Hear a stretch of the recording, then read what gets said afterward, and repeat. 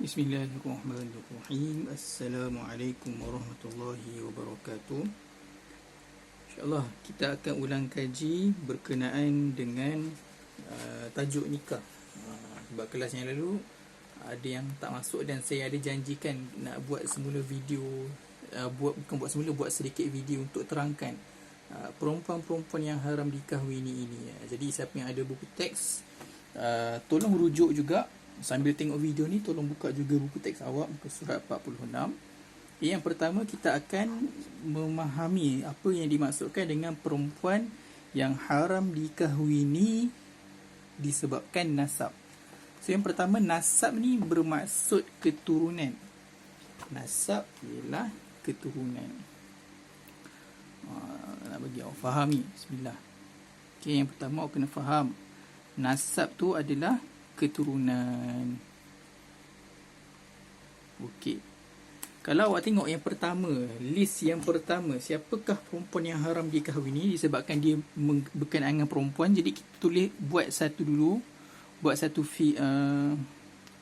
tanda dulu lelaki. Contoh warna hitam ni kita tunjukkan lelaki dululah. Okey. So lelaki ni haram berkahwin dengan siapa? Perempuan siapa yang haram dia berkahwin disebabkan keturunan? Okay, yang pertama, ibu dan ibu kepada ibunya. So yang pertama,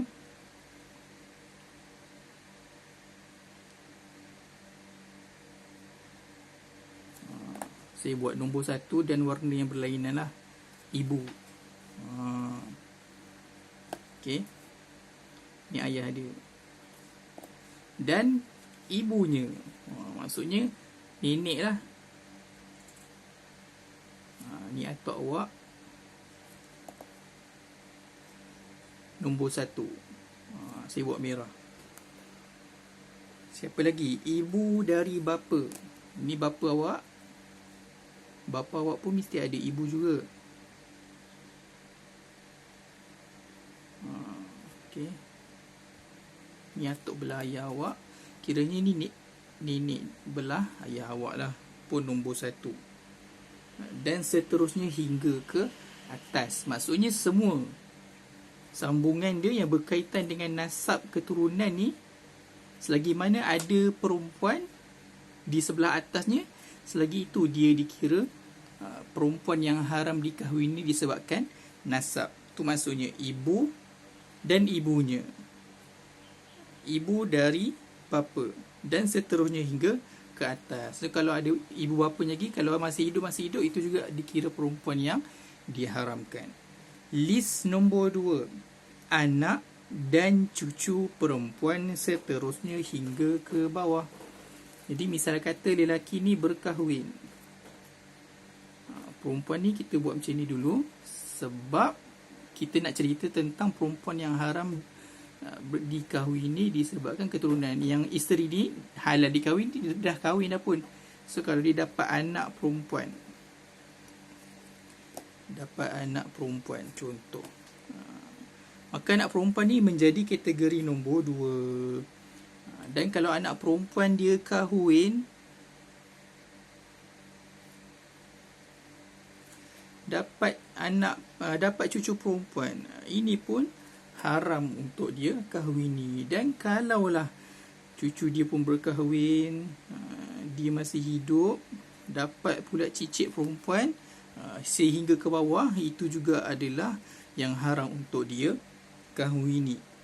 Ini nombor 2.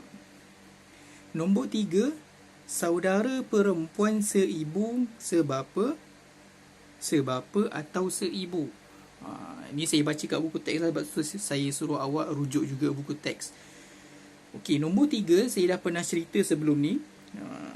Tolong tulis dekat buku teks awak, saudara yang dekat buku teks tersebut yang dimaksudkan tu bukan saudara mara, sepupu sepapat ya.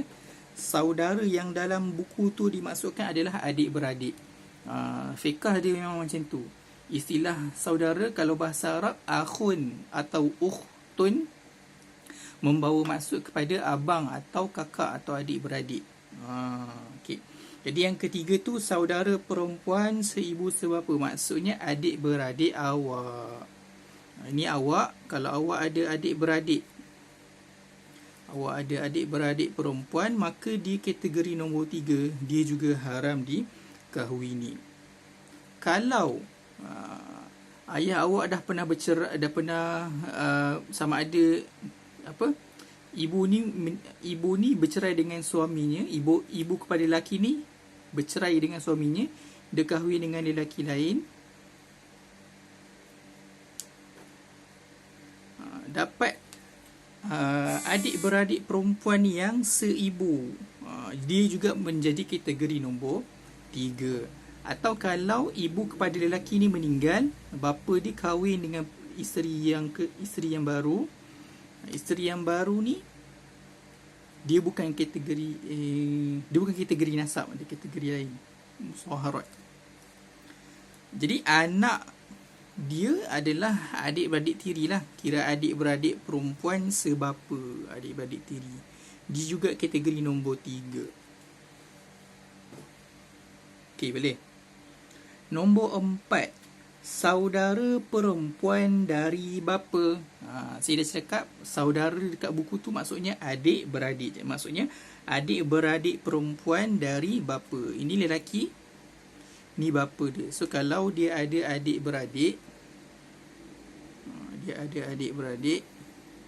perempuan, kiranya makcik awak lah sebelah bapa, maka dia adalah perempuan yang diharamkan berkahwin, kategori nombor 4.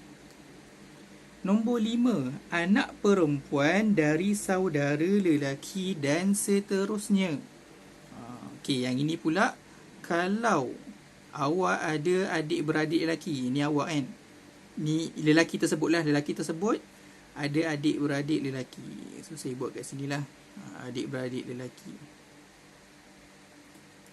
So adik-beradik lelaki ni, kalau dia dah kahwin dengan orang lain, dia dapat anak, maka anak dia, kira anak buah awak lah, adalah anak buah awak pula, anak buah kepada L ni lah, dia berada dalam kategori nombor 5. Kalau anak buah dia ni, dah besar, kahwin,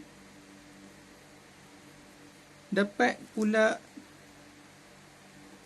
anak lagi perempuan, dia pun kategori 5, dan seterusnya macam tu. Okey.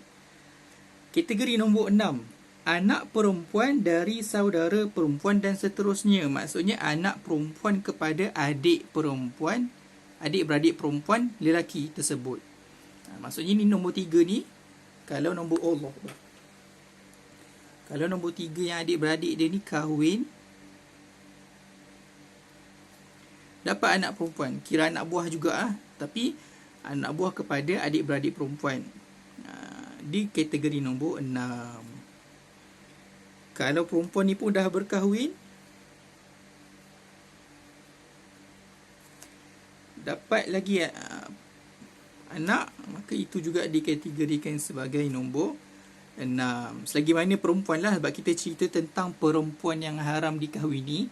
Jadi yang anak-anak ni, yang merah-merah ni, semua merujuk kepada perempuan yang haram dikahwini, kalau dia dapat anak perempuan tersebut lah. Okey.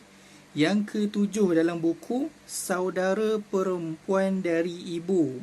Saya dah cakap tadi, saudara bermaksud adik-beradik. Jadi adik-beradik, ni lelaki, ni mak dia. So adik-beradik kepada mak dia. Kalau ada adik-beradik perempuan, kiranya makcik lah. Makcik belah ibu perempuan, makcik mesti perempuan kan. Jadi dia adalah kategori perempuan yang diharamkan nombor 7. Perempuan yang diharamkan dikahwini disebabkan keturunan. Okey, boleh? Right. Sekejap. Okey, next. Next adalah perempuan yang haram dikahwini disebabkan oleh penyusuan. Ibu susuan lah. Okay. So kita nak explain pula macam mana. Dia boleh je gabung kat sini, tapi nanti penuh lah. So kita buat dekat kertas lain. Perempuan yang haram dikahwini disebabkan oleh penyusuan.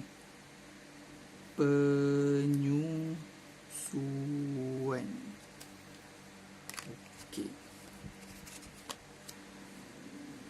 Nombor 1. Siapa perempuan yang haram dikahwini? Okey, so ini kita buat macam tadi lah. L menunjukkan kepada lelaki tersebut lah. Siapa perempuan yang haram untuk L ini berkahwin, untuk lelaki ini berkahwin? Yang pertama, ibu dan ibunya, ibu susuan. Okey.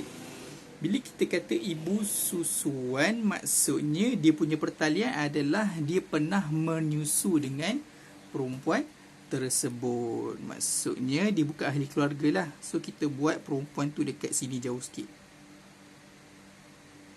Nombor 1. Dia pernah menyusu dengan perempuan tersebut. Okey. So ibu susuannya haram untuk dia berkahwin. Siapa lagi? Dan ibunya. Kalau ibu susuan ni ada ibunya, kiranya nenek susuan awak lah, kira nenek tersebut juga berada dalam kategori nombor 1. Ibu dari bapa dan seterusnya hingga ke atas, bermaksud ibu dari bapa susuan. So ini ibu susuan awak. Kalau dia berkahwin, maka awak automatik ada bapa susuan. So bapa susuan ni pun dia ada ibu. So ibu kepada bapa susuan awak ni juga kategori nombor 1. Dan seterusnya hingga ke atas. Sama macam tadi lah. Kalau dia ada ibu lagi, dia nombor 1. Kalau dia ada ibu lagi, nombor 1. Ibu lagi nombor 1. Dia semakin lama semakin ke atas. Nombor 2. Anak dan cucu perempuan, seterusnya hingga ke bawah. Okey, yang ini lain ceritanya. Anak susuan. Okey. Misal kata lelaki ni berkahwin. Dia berkahwin, tapi tak ada anak. Kemudian isteri dia mengambil anak susuan. Dia menyusukan orang lain lah.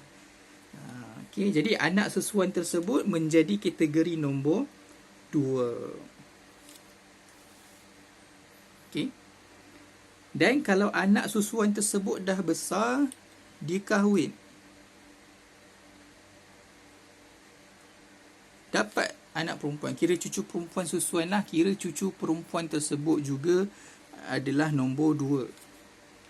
Anak dan cucu perempuan seterusnya hingga ke bawah. Jadi kalau cucu dia kahwin, dapat lagi cicit perempuan, haram juga.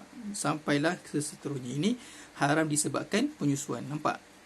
Dia tak ada pertalian darah. Dia bukan disebabkan keturunan, tapi disebabkan pertalian penyusuan. Maka keturunan-keturunan yang berkaitan dengan susuan dia juga diharamkan. Nombor 3. Saudara perempuan seibu sebapa atau seibu, maksudnya adik-beradik susuan. Okay, ini ibu susuan. Kalau ibu susuan tersebut ada anak, sama ada anak lelaki atau anak perempuan. Kalau anak perempuan, maka anak perempuan tersebut menjadi adik-beradik susuan. Perempuan tersebutlah yang haram dikahwini nombor 3 disebabkan penyusuan. Kalau ibu susuan ni dia berkahwin dengan lelaki lain, mungkin sebab suami sudah meninggal atau sebagainya, dan dia dapat anak perempuan, kira anak tiri susuan. Anak tiri pula, adik-beradik tiri susuan awak, kira dia juga kategori nombor 3. Atau kalau ibu susuan awak sudah meninggal, bapa susuan awak ni kahwin dengan perempuan lain, dia dapat adik-beradik tiri susuan sebelah bapa, juga adalah kategori nombor 3 yang haram dikahwini. Nombor 4, saudara perempuan dari bapa, adik-beradik perempuan kepada bapa susuan dia. Okey. Ni ibu susuan kepada L, ni bapa susuan dia. So ni adik-beradik dia lah kan. Ni mak ayah dia. Hitam. So, kiranya makcik susuan lah. Makcik susuan awak sebelah bapa, dia adalah nombor 4. Alright, tengok nombor 5 pula. Anak perempuan dari saudara lelaki dan seterusnya. Anak perempuan dari adik-beradik lelaki susuan. Okey. So, ini adik-beradik perempuan ni. Kalau awak ada adik-beradik susuan lelaki, kemudian dia berkahwin, dia dapat anak perempuan, maka anak perempuan dia adalah nombor 5. Kalau anak perempuan dia ini anak buah susuan lah kiranya, pun kahwin juga, dapat anak perempuan lagi, cicit lah kepada L ni, maka dia juga kategori perempuan nombor 5. Dan seterusnya lah. Kalau dia kahwin dapat anak perempuan, dia jadi nombor 5. Nombor 6, anak perempuan dari adik-beradik perempuan susuan. Ni adik-beradik perempuan susuan. Kalau dia kahwin dapat anak perempuan, maka anak perempuan tu, anak buah susuan kepada L ni, dia menjadi nombor 6. Dan kalau dia pun berkahwin juga, dapat anak perempuan juga, anak perempuan tu juga menjadi nombor 6. Dan seterusnya hingga ke bawah. Dan yang terakhir nombor 7, adik-beradik perempuan dari ibu susuan. So ini ibu susuan. Kalau dia ada adik-beradik perempuan, tak sinilah, tak muat dah. So makcik lah kiranya, makcik susuan sebelah ibu susuan, di kategori nombor 7. Okey, selesai. Dia sebenarnya tak banyak beza dengan yang ini. Mana yang pertama tadi? Ni.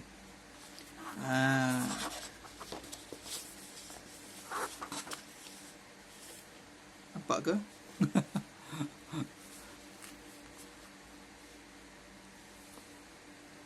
Kiranya ni L. Kalau saya nak masukkan biru ni dekat sini, saya kena asingkan lah, buat dot. Masuk kat sini.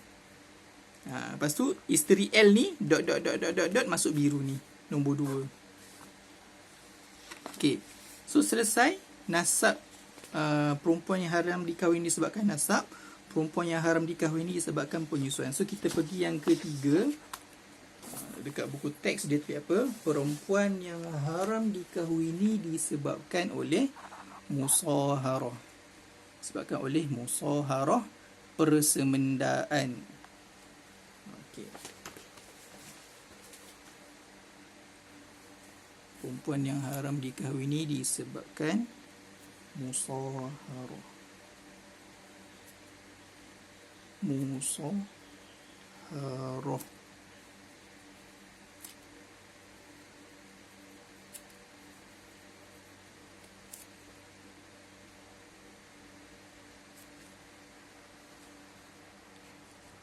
Okey.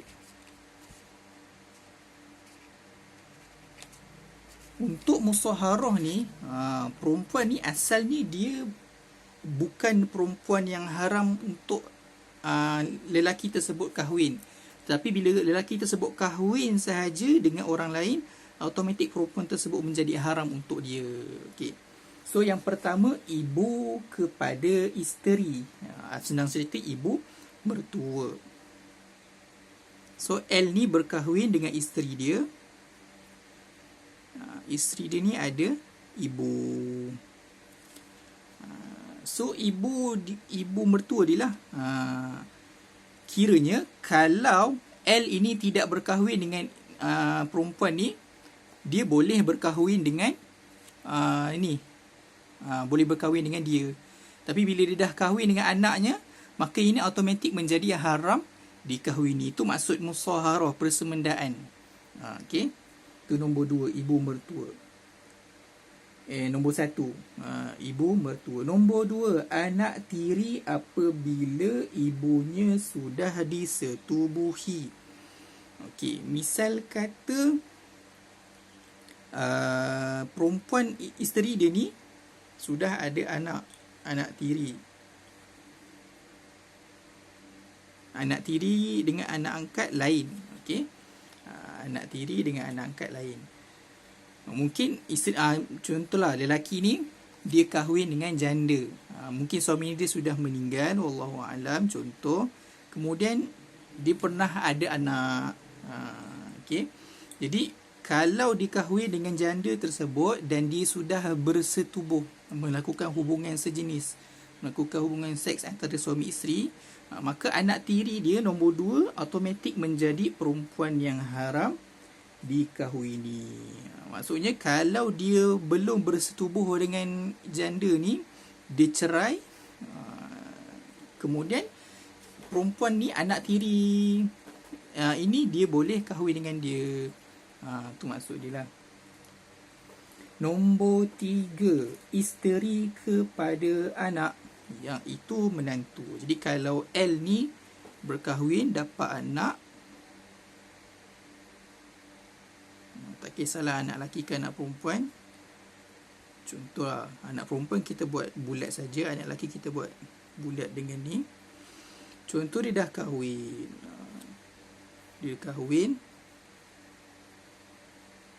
Dapat anak perempuan. Silap. Menantu. So kalau menantu maksudnya menantu perempuan. Kalau menantu perempuan mestilah anak lelaki. Jadi menantu perempuan ni adalah nombor 3 lah. Sorry, minta maaf. Okey. L, dia berkahwin dengan isterinya, dapat anak perempuan, anak lelaki. Menantu kepada anak perempuan kalau kahwin lelaki kan, takkan menantu dia lelaki, takkanlah nak kahwin dengan lelaki kan. Jadi yang dimaksudkan adalah menantu perempuan. Jadi kalau dia ada menantu perempuan, once perempuan ni dah berkahwin dengan anak dia, maka dia haram, L ni haram untuk berkahwin dengan perempuan tersebut. Tapi kalau nombor 3 ni belum berkahwin dengan anaknya, belum menjadi menantu, maka L ni boleh kahwin dengan perempuannya. Itu maksud musaharah, persemendaan. Asalnya dia boleh kahwin, tapi bila berlaku perkahwinan antara individu tertentu, dia automatik menjadi haram untuk lelaki tersebut kahwin. Berbeza dengan keturunan. Keturunan tu awal-awal memang dah haram. Penyusuan pula asalnya boleh, tetapi once dia menyusu, semua keturunan yang susuan tu menjadi haram. Manakala musaharah asalnya boleh, tapi bila ada pihak-pihak tertentu berkahwin, dia automatik menjadi haram. Yang keempat, isteri kepada bapa, iaitu ibu tiri. Jadi kalau L ni ada bapa, contoh ni ibu dia, ni bapa dia. Allah Akbar. Dan bapa dia ni kahwin lain. Mungkin disebabkan mak pada lelaki ni sudah meninggal ke apa ke, contoh. Maka kira ibu tiri lah. Ibu tiri ni juga adalah kategori nombor 4. Asalnya dia boleh berkahwin dengan perempuan ini. Tapi once perempuan ni dah kahwin dengan ayah dia, dia menjadi kategori yang haram dikahwini. Boleh faham? Ini berkaitan dengan musaharah, persemendaan. Persemendaan tu apa? Ikatan yang disebabkan oleh perkahwinan. Okey, boleh? Jadi saya nak bagi tugasan untuk awak. Awak sediakan kertas, 3 helai kertas. Saya nak awak buat rajah macam ni, supaya awak faham apa yang saya ceritakan ni lah berkaitan dengan ni. Awak boleh pause satu persatu. Okey, pause kemudian salin lah. Ataupun sambil tengok ni, sambil awak ikut juga. Boleh? Itu tugasan untuk awak. Kalau dah siap, nanti hantar dekat Telegram lah. Saya maklumkan link Telegram, insyaAllah. Okey. Terima kasih. Wassalamualaikum warahmatullahi wabarakatuh.